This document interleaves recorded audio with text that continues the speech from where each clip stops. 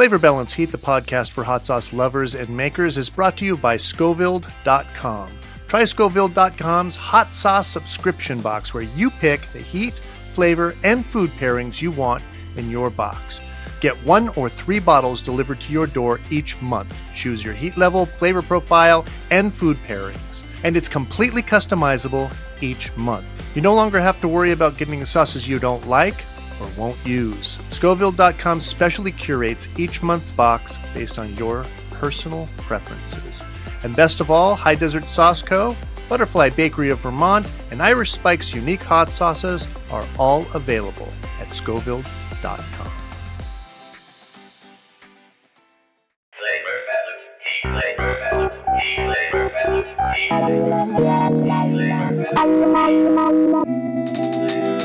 Welcome to Flavor Balance Heat, the podcast for hot sauce lovers and makers. I'm Spike. I'm Zac. Feels weird not here, and I'm Claire. Right. Today we're talking to Mark Weissman from the Hot Sauce Guide. Hey, Mark. How you doing? Welcome to the shit show. You were waiting for me to it. jump in, weren't you, Zac? Yeah. Anyway, so Mark, tell us. The tables are turned. What do you mean? Yeah. Well, I interviewed you. Oh, yeah. Yeah, man, that was a long time ago. Yeah. So tell us your history with spicy foods and how that led into your persona, the Hot Sauce Guide. Oh man. Well, as a kid, I always liked eating hot stuff, spicy foods. I remember when I was 12, 13, picking a hot pepper out of my aunt and uncle's garden, and I don't know what kind of pepper it was, but I remember going to put it in my mouth and them like seeing what was going on and screaming and trying not to get me to do it. And I ate it and kind of went, and they're like, okay. So I always kind of liked spicy food as a kid and would buy generic kind of hot sauce at the store. And come the pandemic, my wife, I had just been turned on to hot ones. And so I decided to sign up for the subscription box. And so my wife, who kind of plays around with makeup and beauty products online, said, well, you should start kind of posting what sauces you get and talk about them. And so I did that, and I hopped on Instagram and just typed in hot sauce and went with guide, and it was available. And I started reviewing just the sauces that came in the Heatness subscription box, and then I'd go to the store and pick up, your Cholula and your Franks. I really hadn't ventured much into the craft hot sauce at that point. Heatness was my first introduction, and after a couple months of the Heatness subscription box and buying hot sauce at the grocery store, people started reaching out asking if I could review their sauce, and it's just grown from there. That's awesome. I don't think I've sent you any sauce, have I? No. Well, I have not tried your sauce. Oh, yeah. We'll have to fix that. First of all, what makes a great hot sauce? I would say balance. So, something that has, at least me personally, I like a good medium plus heat. If it gets too hot, the flavors get burned out, honestly. So I sometimes. But just balance. I mean, if it's too garlicky or too vinegary or to one flavor or another, you kind of lose all the other flavors in it. So I really enjoy when a sauce kind of has a little bit of depth or layers to it. Maybe it shifts from fruity and tart to a little sweeter and earthy or something like that. But to me, it's just kind of a combination of a little bit of everything, and it's not just to one thing or another. Got it. So, I mean, I know the answer to this question, but Spike wants me to ask it anyway. I know for a fact that you end up reviewing sauces you don't like. So how do you handle that? Because I feel like you're pretty honest in your reviews. And sometimes it hurts people's feelings. I am. I hope I'm as honest as possible. And I have what I now would call friends in the industry.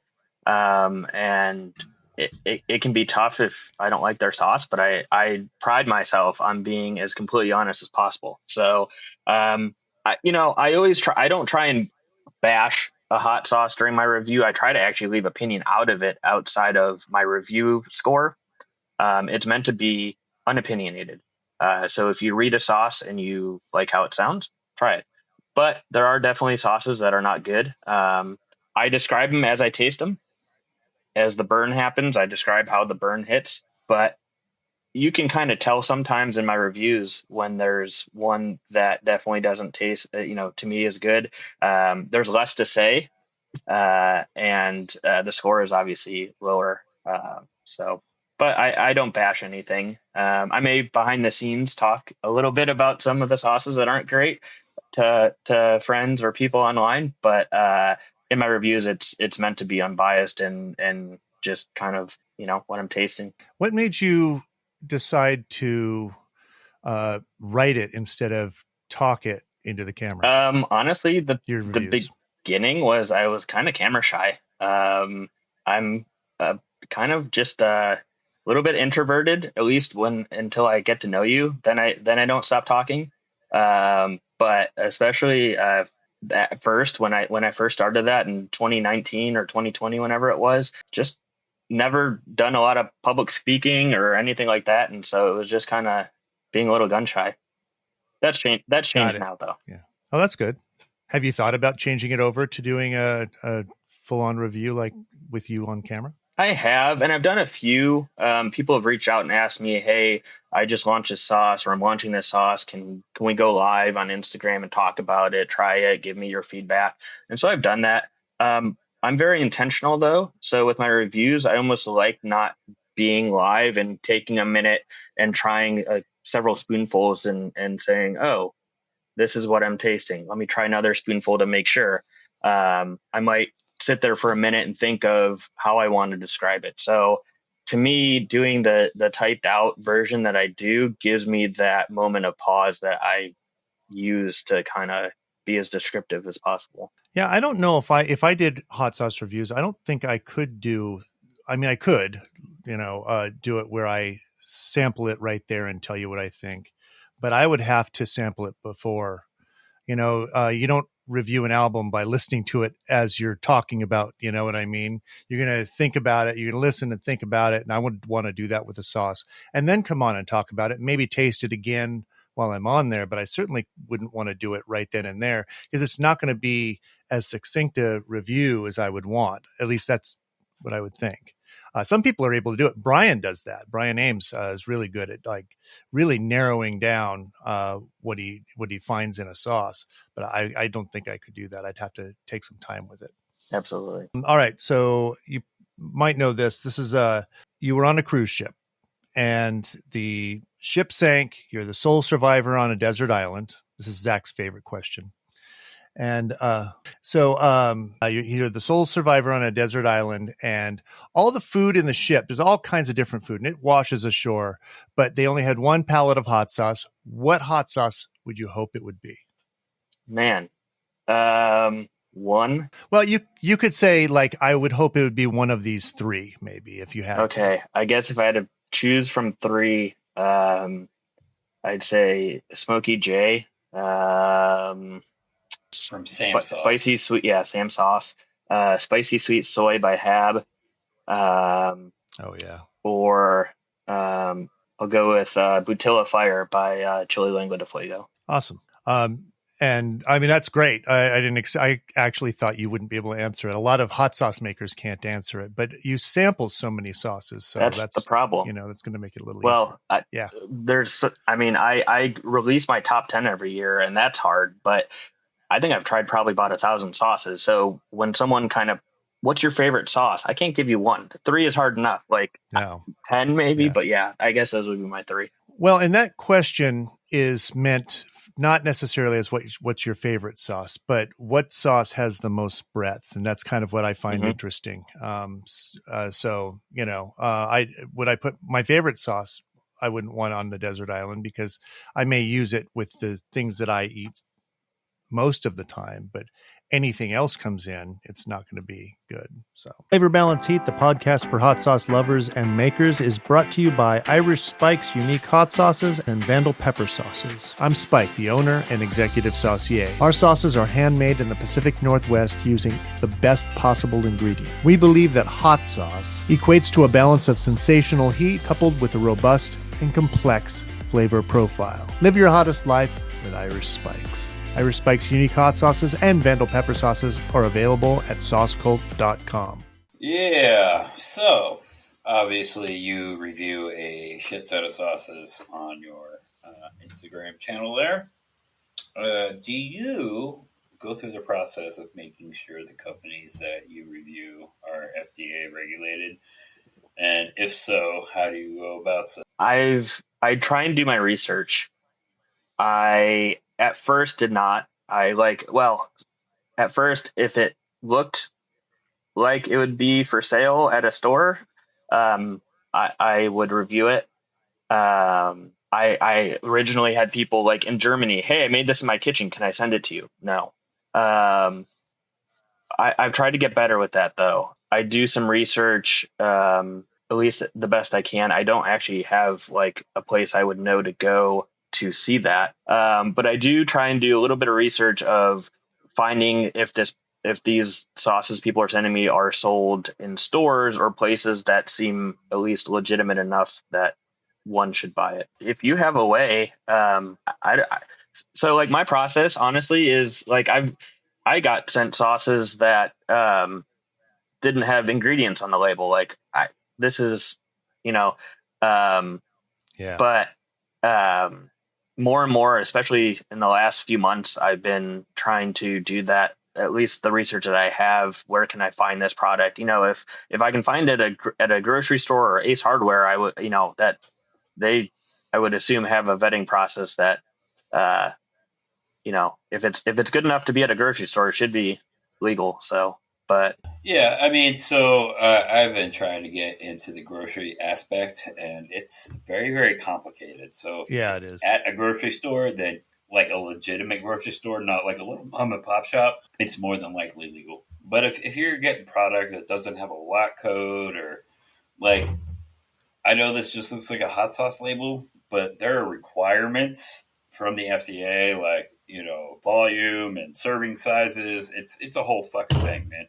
You gotta know all that fucking code on top of all the CFR code for bottling product. and I can tell you how you can at least be pretty sure. Just ask them for their FCE number. Yep. If they have that, if they give you any trouble, they probably don't have one. And that's it's for their establishment. It's their food canning establishment number. I almost said federal, but it's FCE because I want to say yeah. Oh, sorry. Yeah, that's a good one. Thank you. No problem. I mean, they could have an issue with it and still have one, but then then they're just being ridiculous. You know what I mean? And it's not something you need to hide. You can give that out freely, so it's not a big deal. Yep. I don't know if you're following Flavor Bounty, listening to the podcast, whatever, but if you are, you know about the fucking $100 hot sauce. What process, ingredient, packaging, component of a $100 hot sauce do you feel like would warrant a $100 price tag? I don't know. Did we look? I don't have a good answer. It's hard. Yeah, right? I mean, there's so many good hot sauces that aren't $100. So if I were expensing my own, if I went out and saw $100 hot sauce and $50 $13 hot sauces, I really don't know what would implore me to spend that $100. So we're talking about using processes that would take about a year to, things like that. So, and it's not just aging, but like full on processes that would take a long time. And expensive ingredients. It's not just and process. expensive ingredients. I mean, like fucking $200 a gallon balsamic vinegar. And you know what I mean? And of course, packaging. We've talked about. We've gotten a lot of great input, but it's hard. It's hard to think what would be worth that much. The idea came because there's been some hot sauces that are, as we all know, well over $100 that aren't worth it at all, just not even remotely worth it. And I thought, well, how would you make one worth it? And so I proposed it to Zac and he said no. And then I proposed it to Zac again and he said no. And eventually he said yes. It's because you don't know how to let shit go, man. You don't know how to take no for a fucking answer. But we're doing it now. So it would. Well, I mean, you say that, but it has come That's to true. fruition yet. So It would have to be the ingredients. I wouldn't buy it for packaging. I don't care. Yeah. It would definitely have to be the quality of ingredients. What those ingredients are, I don't know, but it would have to be that. I wouldn't buy it for the packaging. Me either. So a lot of people have mentioned packaging a lot. I've been surprised, but in my view, the packaging is the smallest thing that we should be factoring into it. So there's a reason our boxes are plain and brown, like legit. It's just going to go in the recycling bin or the trash. So why spend the money? I had a whole little ad campaign I was going to do on Instagram where this guy is waiting at his door for his hot sauce to show up, and he gets it and he opens it, and it's like this beautiful box, and he throws the hot sauce away. He goes, I may do it one of these days because it's just silly. I don't think that's needed. If I'm spending every time I see really expensive boxes, I think, oh, there's part of the money I'm spending. It's definitely, it has to go somewhere. So I don't see the point in that. All right. Well, thank you. Flavor Balance Heat is brought to you by High Desert Sauce Co. out of Tucson, Arizona. Zach is the owner and creative mind behind High Desert Sauce Co.'s hot sauces. He says, at High Desert Sauce Co., we make sauces that we love. The balance of bold heat and fresh flavor is the heart of our philosophy. We keep it simple by using the best ingredients we can get our hands on and letting the natural flavors run the show. High Desert Sauce Co. Just the good stuff. Visit High Desert at hdsauceco.com. Hot sauce hot takes. Now, you're going to have a few, I imagine. So these are things that most people are on board with, but you're not. Okay. And I'm good with a list. You don't have to just give us one. Trends. So there's been I feel like a maple syrup, a pickle, pumpkin, truffle, everyone. Oh, there's a pickle sauce. Now 18 different people need to make a pickle sauce. We need to use truffles. Someone used truffles. Now everyone has to use truffles. That kind of irks me a little bit. I understand it, but meh. Truffle itself. Thank you.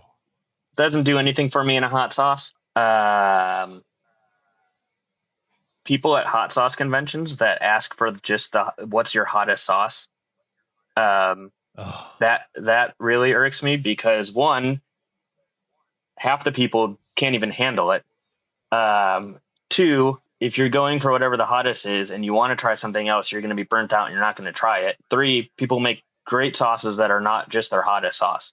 So that rubs me the wrong way. I had the best, the very best experience with that on Saturday at our farmer's market. I had a guy walk up and say, "What's the hottest sauce you got?"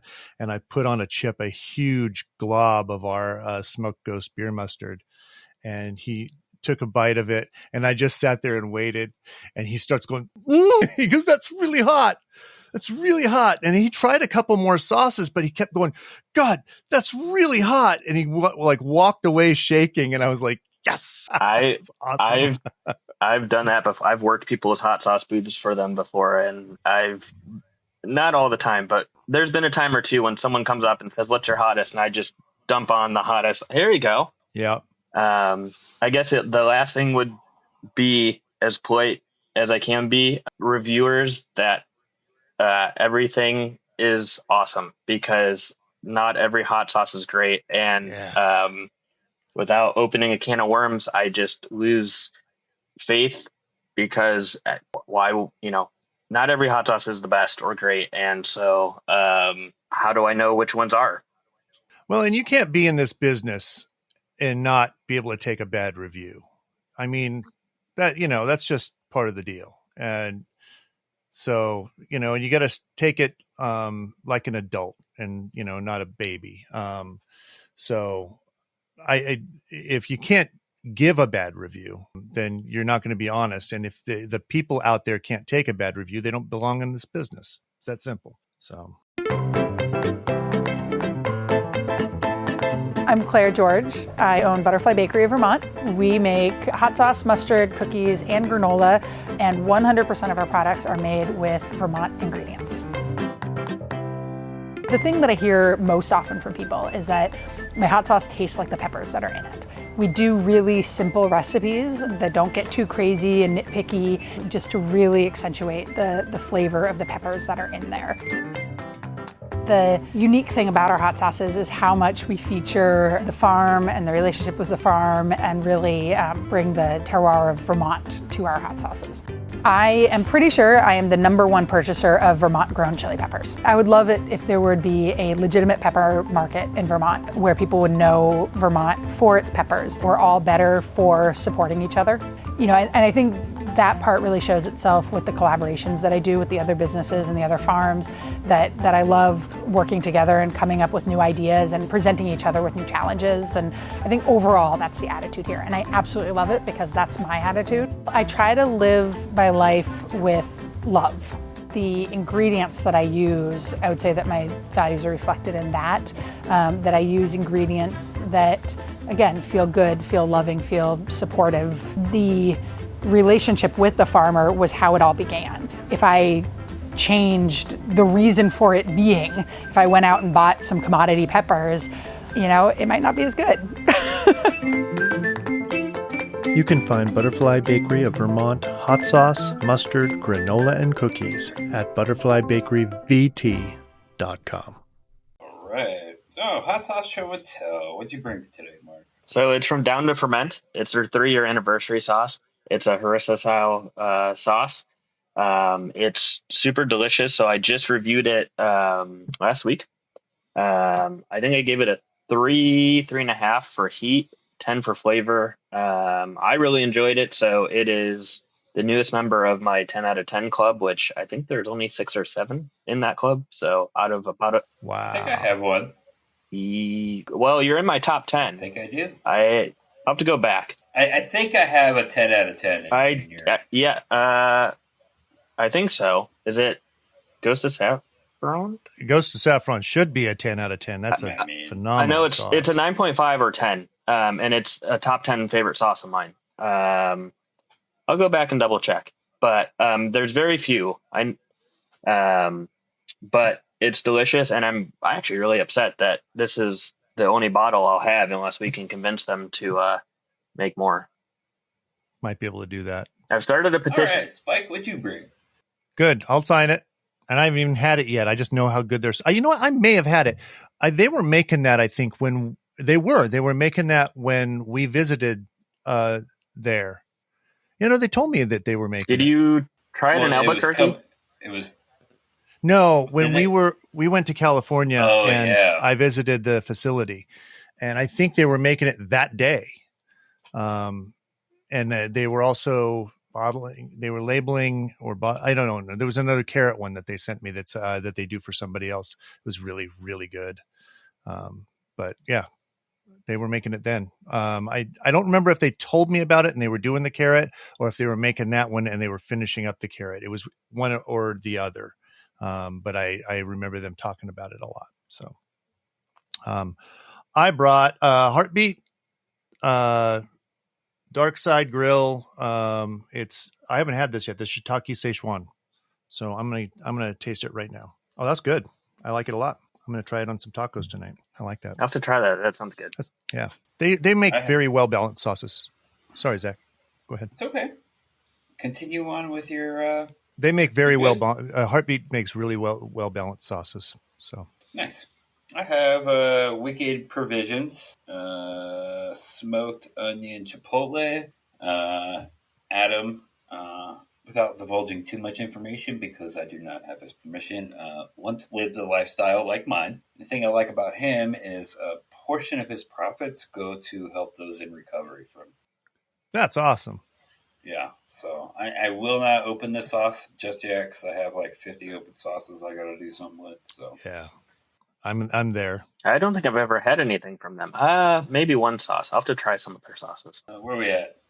So what's next for you? Where do you see Hot Sauce Guy going? Continuing my reviews. I've got a bunch waiting to be reviewed. People almost every day ask if they could send me some sauce to try. Starting something new. Don't want to. So people ask all the time, will you make a hot sauce? I personally will not make a hot sauce. I'm not in the business to compete with the people I'm reviewing. However, I've been approached many times if I would collab with an existing hot sauce company on sauces. To that, I will after kicking it around for a while. So slowly but surely working with at least one company right now on coming out with a sauce, hopefully by the end of the year.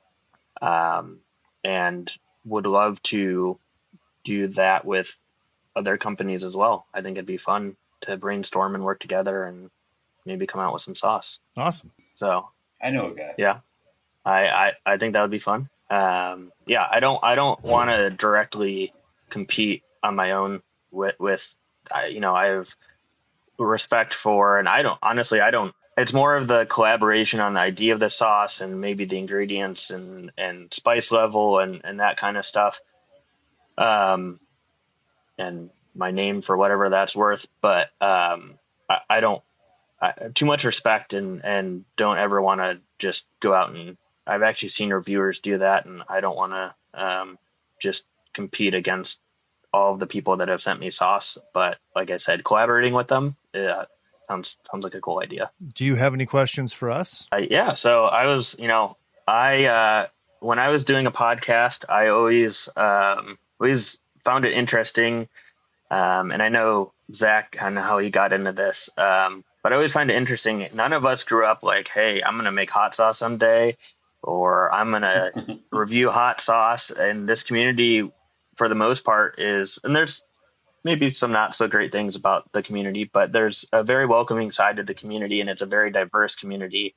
So I'd love to hear how you got into hot sauce, and then how you both started doing Flavor Balance Heat. Oh, I'll tell you. It's a touchy subject. So I'll tell you. So I was a chef, and I had the chance to work in a really nice restaurant. I turned it down to work in this bar that paid a way better.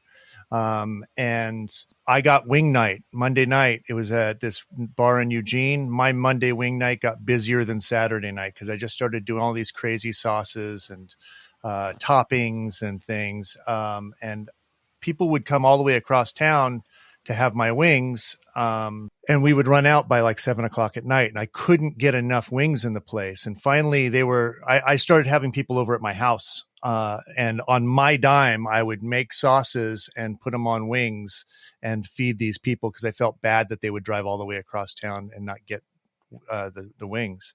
So they finally started saying, why don't you open your own wing place? And I didn't have the money for that. So I said, well, why don't I start the hot sauce side? And called one of my old bosses and said, hey, can I bottle hot sauce there? And they said, get here now.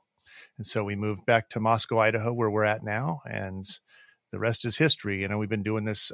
Zach and I started at almost exactly the same time. I think he's like 4, maybe 5 months older than I am. I don't even know if I am. I think we're like maybe a month difference. Established my LLC. Yeah, I established my LLC September 8th of 2018. But Spike and I both did it illegally for a little bit because we didn't know any better. And then we got our FDA approval like weeks apart. Yeah. And we helped each other through it. It was kind of awesome. Now, as far as the podcast, go ahead, Zach. What were you going to say? I was going to say, fuck that FDA website, dude. It's like a maze. As far as the podcast, I'm going to tell half of this and you can tell the other half, Zach. So we would get on the phone and we would complain about all the cowboy backyard bathtub hot sauce makers out there that were just like, really, they knew better. The ones that knew better, and we knew it, and were just, flipping off the regulations and didn't care. And so we would complain about it, and we'd be on the phone for a long time and talking about, various other things. And I just thought, why not start a podcast and talk about the right way to do it and make that kind of the example that people coming into the business will see and start to emulate. Just don't give them the other choice. Talk about it publicly. And so that was my idea. And we talked. Zach, you weren't like turning it down openly right away. You were just like, I don't have the time. No, I was like, I don't want to be on fucking camera. Yeah, I that don't was want to true. do Yeah. this. I don't want to do that. I don't want to fucking It's somebody. I'm not gonna mention names. Like fucking begged me for I don't know 2 months, and I finally caved, and here we fucking are. Here we are. And it's Here we are. Yeah, it's here we are, and it's great. I get to talk to my buddy every week. Yeah, a year. We've been doing this for a year. Almost. We're getting there. A year in August. Is it? Was it August? Yeah. I think it was. I think you're lying. We aren't on episode. We have not missed a week, and we aren't on. Last week was episode 38. So Okay. it'll be August. Well, technically, last week was episode 39 because the first episode did not air. Yeah, that's true. Yeah. The first episode was just Zach, which maybe one of these days we'll just sling it out there for fun. It was just me and Zach chatting and trying to figure out the the technical aspects, talking about hot sauce. I think we talked about sriracha. It was the format was really new. We didn't really have a steady format down. But it wasn't awful. We don't have a steady format now. What are you talking about? It's pretty steady. We had trials and tribulations on the podcast we did for a little bit, and I think it got better as we went. We kind of figured out a little routine, and I think at first I tried to make it too professional, and my excuse too was I wanted to hear about people, and I wanted to chat with my friends, and so it's cool that you guys are doing this. Did you have any issues? Like 4 times a month. Say that again. I said I quit. I quit like 4 times a month. He does. After every he really does. I have not been vocal about it. I keep that shit to myself now. Oh, that's good. He quits after every episode, and by the next episode, he's back in. I mean, I'm not. It's a day of the episode. I'm like, fuck, man, I don't want to do this. And it's not that I don't want to talk to Spike, and it's not that I don't want to talk to the guests. It's just like I'm 7 days a week, man. You know what I mean? Like, it's like my one day to not really have to do hot sauce things, but then I have to do hot sauce things. At least it's chatting with your buddies, though. That's the best part about it. I like it when Zach. My favorite days are when Zach starts out clearly not in a good mood, and then as the conversation goes, he gets more animated and gets more comfortable, and you see a smile on your face like we just saw. And those are the best days for me, honestly. Every time I see Zach, I try to get a smile out of him. It's a challenge.